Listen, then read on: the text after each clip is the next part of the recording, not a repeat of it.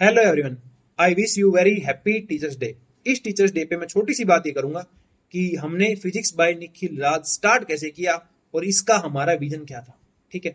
जब मैंने सारे एग्जाम क्वालिफाई कर लिए थे, आरपीएससी फर्स्ट ग्रेड कर लिया था, नेट गट्टी फिर भारत जैसे सब कर लिया था, तब मैंने कोचिंग में पढ़ाना शुरू किया था। ठीक है ना। वो मेरे ही मतलब मेरे नॉन तो नहीं थे। कोचिंग में पढ़ाने के बाद मेरे नॉन हो गए थे। उनके पास मैं कोचिंग पढ़ाता था।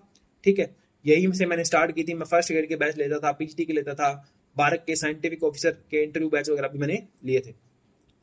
और उसके बाद एक साल मैंने लगभग वहां पढ़ाया था, एक साल प्लस। और बहुत बढ़िया हमने वहां काम किया था। ठीक है ना। कभी भी ऐसे काम नहीं किया कि अपने सिर्फ पैसे के लिए काम कर रहे हैं, नहीं। अपने बहुत बढ़िया दिल से पूरा काम किया। अपनी ही कोचिंग है ऐसा समझ के हमेशा वहां काम किया। ठीक है। उसके बाद अपनी जब ज्वाइनिंग हुई मेरी आरपीएससी फर्स्ट ग्रेड फिजिक्स की, तो मैं इतना टाइम उस कोचिंग को नहीं दे पाया।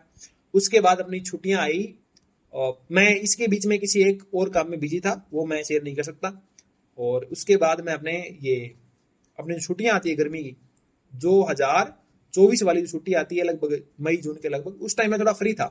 और उस कोचिंग में मेरी जगह कोई जो नई फैकल्टी थी वो आ चुके थे। सिंपल सी बात है भाई, तुम्हारी जगह कभी भी स्थायी नहीं है, कोई आएगा, है ना। तो उस टाइम में थोड़ा फ्री था, तो मैंने कहा क्या करें, टाइम पास में मैंने अपना एक यूट्यूब चैनल स्टार्ट किया था कि इस पे अपने कंटेंट डालेंगे और बढ़िया कंटेंट डालेंगे। ठीक है ना। ऐसा नहीं कुछ भी डाल देंगे, बढ़िया कंटेंट डालेंगे। और जितना अपने से हो पाएगा ना अपने करेंगे। कोई लालच नहीं था, कुछ भी नहीं था कि पैसे कमाने, ऐसा कुछ भी नहीं। बस एक यूट्यूब चैनल अपना होना चाहिए। ठीक है। और उसके बाद मैंने वो अपना यूट्यूब चैनल स्टार्ट किया। 3 से 4 महीने उसमें मैंने बढ़िया काम किया, मतलब रेगुलर एक वीडियो 2 वीडियो में डाल रहा था।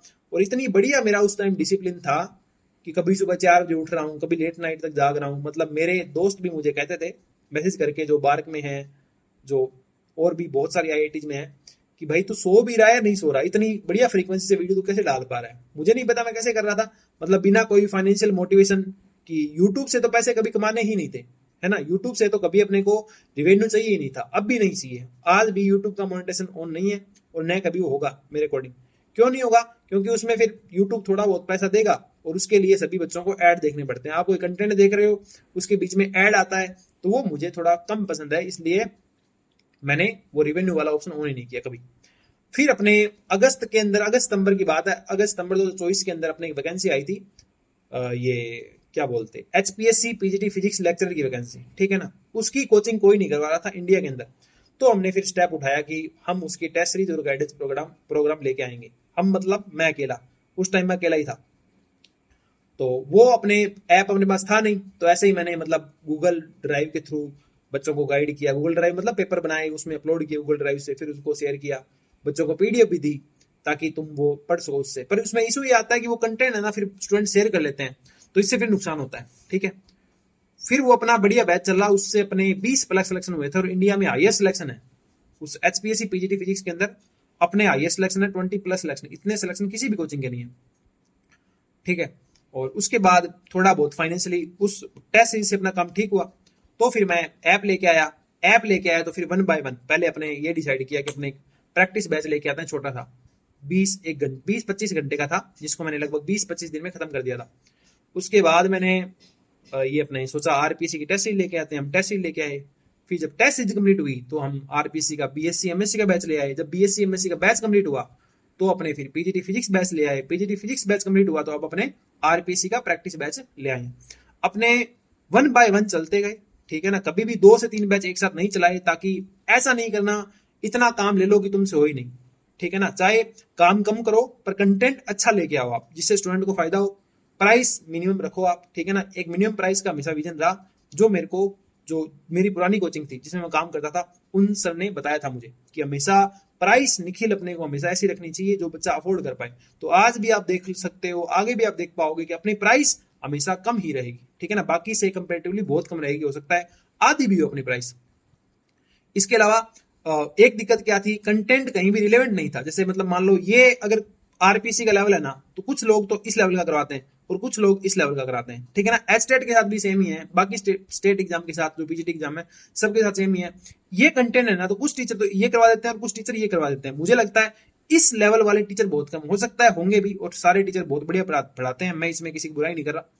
तो मुझे लगता है इस लेवल वाला सेम रिलेवेंट कंटेंट कोई नहीं पढ़ा रहा था।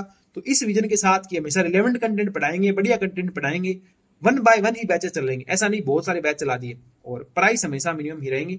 उस विजन के साथ फिजिक्स बाय निखिल राज शुरू हुआ था, और आपने ढेर सारा प्यार दिया। अपनी जो ऐप है वो भी अब अच्छी चल रही है, अपना यूट्यूब चैनल भी ठीक ठाक चल रहा है, 3,500 के लगभग या 3,200 कुछ उसके ऊपर सब्सक्राइबर हो चुके हैं, ठीक है ना।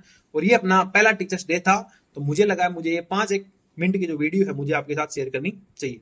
बहुत सारी असफलताएं सफलताएं, अपने पास स्ट्रगल जो है, कभी ऐप में कुछ दिक्कत आ जाती है, कभी कहीं कुछ दिक्कत आ जाती है, उनको सोल्व करते करते आगे अपने बढ़ते गए। जितना टाइम मुझे मिला, जितना डिसिप्लिन मेरे से बन पाया, जितना मोटिवेशन मेरे से जनरेट हो पाया, उतनी चीजों को लेकर के मैं आपके सामने हमेशा आया, ठीक है। और मैं ये गारंटी के साथ आपको कह सकता हूं कि फिजिक्स बाय निखिल राज का विजन हमेशा रहेगा अफोर्डेबल प्राइस के अंदर आपको हमेशा मोस्ट रिलेवेंट कंटेंट प्रोवाइड करना। मतलब ये लेवल है ना, तो इससे 10% ऊपर ले जाके छोड़ देंगे, ऐसा नहीं कि यहाँ ये क्वेश्चन करवा देंगे, नहीं, ये लेवल तो यही रहेगा ना, तो इससे कम ना इससे बहुत ज्यादा। इस विजन के साथ अपने हमेशा आगे बढ़ेंगे, ठीक है ना।